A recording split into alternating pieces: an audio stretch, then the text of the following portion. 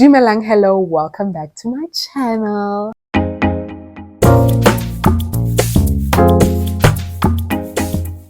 Hi, my name is Oratile. For those of you who do not know me, welcome. I create natural hair content, and this is a segment that I am calling Grow It Gorgeous. If you follow me on Instagram, Facebook, TikTok, you can just find me on all of the platforms. You'll already be introduced to the segment. It's a segment where I teach you how to take care of your natural hair.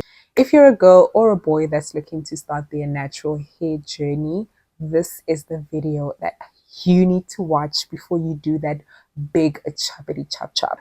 I have my notebook here so that I don't go on a tangent, because honestly, verbal diarrhea is a thing. If you're looking to cut your natural hair, these are some of the things that you need to look out for and some of the things that you encounter along the way. So today we are going to be focusing on patience. I know, Oratile, patience is an akaingwanyanaka. I'm about to tell you her patience is in a guy. Okay, just a little bit of a backstory. I have always had hair. I had relaxed hair before I had natural hair. This is my 7th year as a natural hair babe. I'm 27, which means for about 19 years of my life, I had relaxed hair. My relaxed hair was long and luscious. Like, I've always been a girl that had long luscious hair. I have good hair genes. When I did decide to cut my hair, it was because my natural hair was no longer healthy. So I decided to cut my hair so that I can be on a journey for healthier hair. At some point in my relaxed hair journey, my hair started becoming very brittle. Unfortunately, for most of us, we have fallen victim to hair salons who can't really take care of black hair, which doesn't really make sense, because I went to a black hair salon in my neighborhood, and for a long time I thought, oh my gosh, my hair is so long and luscious. My hair salon is doing the right thing. And in hindsight, I was very wrong. Every time I would relax my hair, they would relax the new growth and the old growth, which means over time, my hair started becoming brittle. It started to break. 19 years of doing that same thing on a monthly basis ended up making my hair very brittle, to a point where it became unhealthy and I was not happy anymore. So when I decided to cut my hair, I actually didn't know that the reason why my hair was becoming brittle was because of how it was taken care of at hair salons. Mara, that's a conversation for another day. Today we're speaking about cutting your hair. So when I decided to cut my hair, it was for those reasons. To be quite honest with you, cutting my hair was very difficult. I have never ever had short hair, except for when I was in grade R. I needed to cut my hair for school. I hated it. I really, really hated it. So I've never had short hair as a teenager, as a person who's conscious of themselves. So when I did cut my hair, it really, really knocked my self-confidence, because I think of my hair as an extension of myself. I think when my hair looks healthy and beautiful, I'm at my most beautiful. I really love my hair. That's why I take such good care of it, because I genuinely love it. When I cut my hair, it really took a knock on my self-confidence and how I viewed myself, because for the first time in a long time, I needed to face myself, like face my face, my bare face. It was difficult. I'm really not gonna lie to you. It was a difficult thing for me to do, because I genuinely think I don't look good with short hair. My brother would disagree, because he was in love with my face when I had short hair. He kept on saying, keep this look, keep this look. I said, That's one of the things that you're going to need to look into or consider, that you're going to have to face yourself. When you cut your hair, there is no hiding behind anything. It's just your bare face. And I struggled with that, and I actually transitioned. I didn't just chop my hair off. I transitioned. I basically took care of 2 different textures. So it was my afro that was growing and my relaxed hair. I literally cut off maybe this much, and I was left with this much. And so it was like an afro, but not really, because I had stopped relaxing. And so my relaxed hair was a bit puffy, fluffy nyana on the ends. And then it was my natural hair at the very bottom.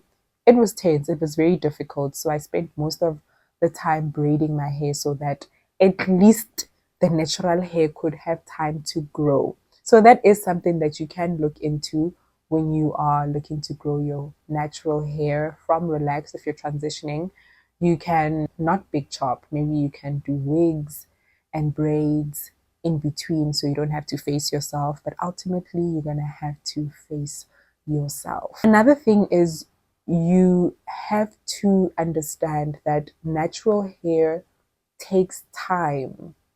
So relaxed hair, it's easy for you to have short relaxed hair, but it looks long because the bonds of your hair are stretched out all the time, 90% of the time. Whereas natural hair, your hair may be this long, right? But look short. And when your hair is short, it's difficult to stretch it in a way that does not damage it. You're going to have to deal with the fact that your hair is going to be short for quite some time. You have to be okay with short hair. I think the thing that is dangerous about not accepting that your hair is going to be short for some time is that now you get into the cycle of wanting to try every single product, every single remedy that is out there for your hair to grow fast or your hair to grow quickly. There's no such thing. I'm here to tell you there's no such thing as your hair growing quickly or your hair growing fast. You're going to have to understand that, okay, I'm going to have short hair for some time. And obviously, we're not the same. My hair grew fairly quickly, but for me, it seemed like years. It seemed like forever. For me, because I didn't like the way I looked with short hair. So I unfortunately went into that cycle of remedies and, buying products so that my hair can grow quickly. I'm here to tell you there's no such thing. Your hair will grow at a pace that your genes allow. And the only thing that will allow you to grow hair healthily and at a pace that is reasonable, that your genes actually permit, is to learn how to maintain it. Maintenance is not the easiest thing to do, especially if you're coming from a background of relaxed hair. Maintenance of natural hair versus maintenance of relaxed hair are two completely different things. So it's something that you have to actually sit and learn and teach yourself. Otherwise, you're going to spend millions at natural hair salons, and most of them actually don't know how to take care of our hair. I'm so sorry. That is the truth.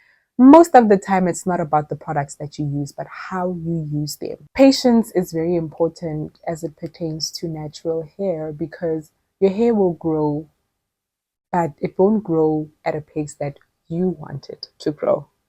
Come on. You just need to learn how to take care of it. So let's be patient with our hair.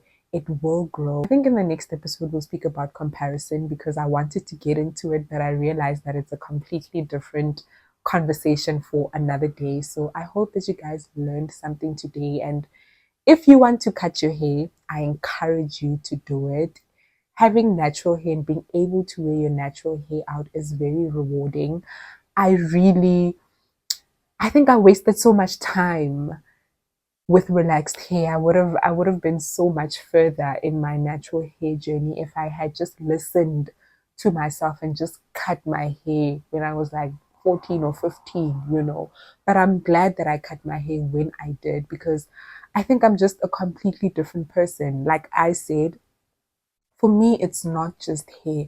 My hair is literally an extension of myself. And I think this is the authentic Oradile. This is really authentically who I am, who I see myself as. And I love this look. Like, kinna, you get what I mean? And so if you're looking to maybe venture into trying natural hair, I encourage it.